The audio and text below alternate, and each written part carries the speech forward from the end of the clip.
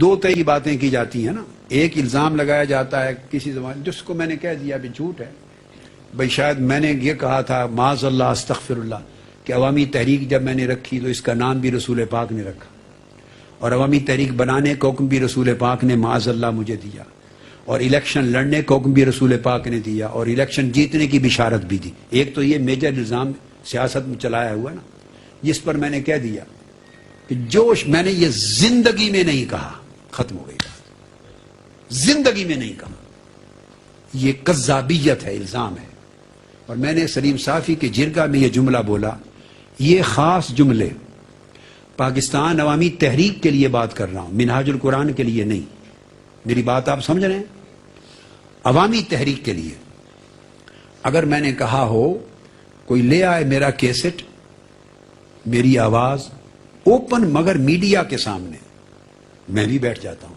وہ لے آئے میری کیسٹ جس میں میری زبان میں کسی نے کبھی زندگی کے کسی موڑ پر یہ الفاظ نکل آئے کہ یہ عوامی تحریک رسول پاک کے حکم سے میں نے بنائی, عوامی تحریک کا نام رسول پاک صلی اللہ علیہ وسلم نے رکھا, یہ عوامی تحریک میں الیکشن میں لینے کا حکم حضور علیہ السلام نے دیا اور جیتنے کی بشارت دی, مگر جیتے نہیں ہار گئے.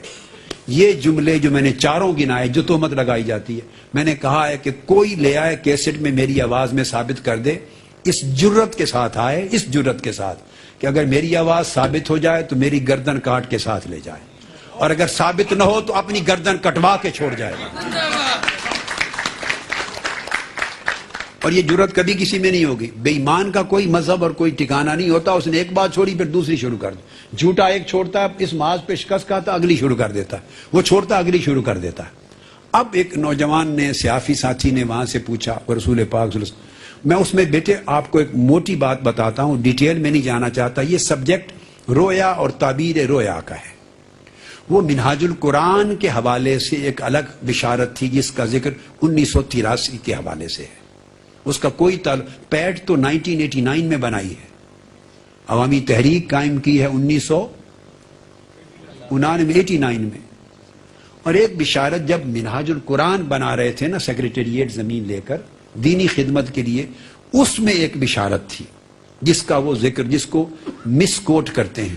اور ایک بات یاد رکھ لیں, ہم تو اس مزاج کے لوگ نہیں ہیں نا کہ کسی کے خلاف تہمت کریں. جب آقا علیہ السلام کا اس میں گرامی آتا ہے تو حدیث پاک میں ہے, جو شخص رسول پاک صلی اللہ علیہ وسلم کی طرف جھوٹ منسوب کرے, رسول پاک صلی اللہ علیہ وسلم کی طرف جھوٹ منسوب کرے, فَلْيَتَبَوَّأْ مَقْعَدَهُ مِنَ النَّارِ, وہ اپنا ٹھکانہ دوزخ کو بنا لے.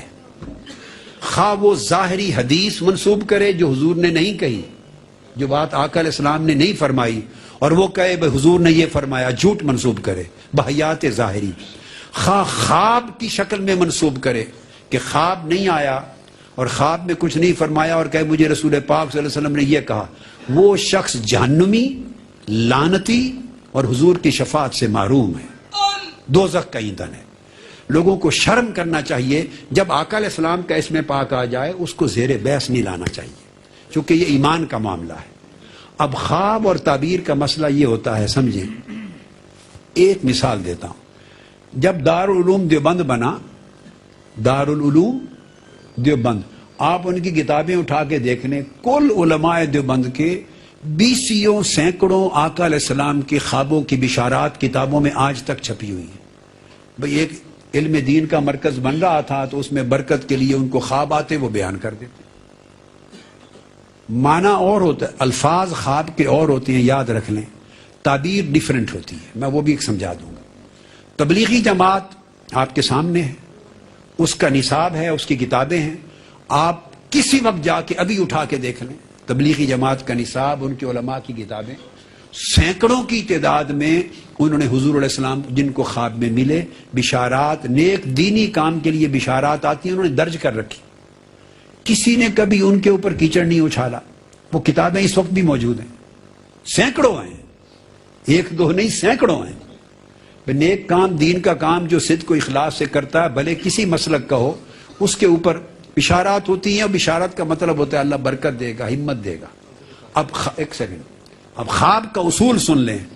حدیث پاک ہے بخاری مسلم میں, اللہ پاک فرمائیں گے ایک شخص کو, اللہ تعالیٰ, کہ میں بھوکا تھا تو نے مجھے کھانا کیوں نہیں دیا؟ یہ بخاری مسلم کی متفق علیہ حدیث، اس کو کوٹ کریں۔ میں بھوکا تھا، کھانا نہیں دیا، میں پیاسا تھا، مجھے پانی نہیں پلایا، میں بیمار تھا تو میری عیادت کے لیے نہیں آیا۔ یہ میں آپ کو خواب کی فن تعبیر بتا رہا ہوں، وہ تو قیامت کا اصل واقعہ ہے۔ تو خواب کا یہی اصول ہوتا ہے، بندہ کہے گا باری تعالیٰ تو بھوک اور پیاس اور بیماری سے پاک ہے، میں تو آپ کو کھانا کیسے کھلاتا، پانی کیسے پلاتا، یہ مارداری کیسے کرتا؟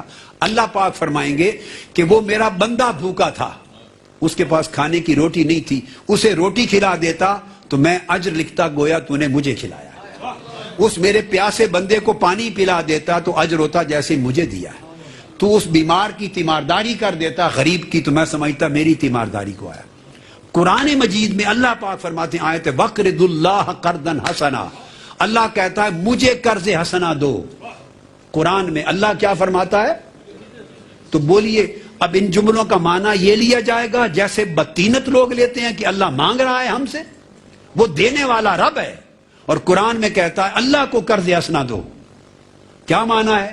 کہ غریبوں محتاجوں کو قرض حسنہ دینا اس طرح ہے جیسے اللہ اپنے ہاتھ سے لے رہا ہے۔ اب بیٹے آپ کو پوری بات کی سمجھ آ گئی؟ خواب کی جو چیز ہوتی ہے وہ الفاظ وہ معنی نہیں ہوتے، اس کی تعبیر جدا ہوتی ہے۔ یوسف علیہ السلام نے خواب دیکھا تھا کہ سورج، چاند اور 11 ستارے سجدہ کر رہے ہیں، تو کیا آسمان سے ٹوٹ کر سورج ستارے سجدہ کرنے آئے تھے؟ وہ جب والدین اور بھائیوں نے سجدہ کیا تعظیم کا تو کہا یہ میرے خواب کی تعبیر ہے۔ خواب اشارہ ہوتا ہے، استعارہ ہوتا ہے، اس کی تعبیرات اور ہوتی ہیں۔ تو وہ جو بشارت تھی اس سے مراد یہ تھا کہ میرے دین کی نوکری کرو اور شرق سے غرب تک میرے دین کا جھنڈا اٹھا کے جاؤ، اور میرے دین کے اوپر جو کمزوری قدریں مٹ رہی ہیں ان قدروں کو زندہ کرنے، صحیح تعلیمات کو فروغ دینے کے لیے ادارے بناؤ، یونیورسٹی بناؤ، مرکز بناؤ، میری امت کی نسلوں کو دین کی تعلیم دو، اخلاق کی روحانیت کو، اسلام کی قدروں کو زندہ کرو شرق تا غرب۔ تو ان کو زندہ کرو گے، ان کے لیے محنت کرو گے تو یہ تمہارے سفر اس طرح ہوں گے جیسے میں نے سفر کیا ہے۔ بات کی سمجھ آ گئی نا پوری؟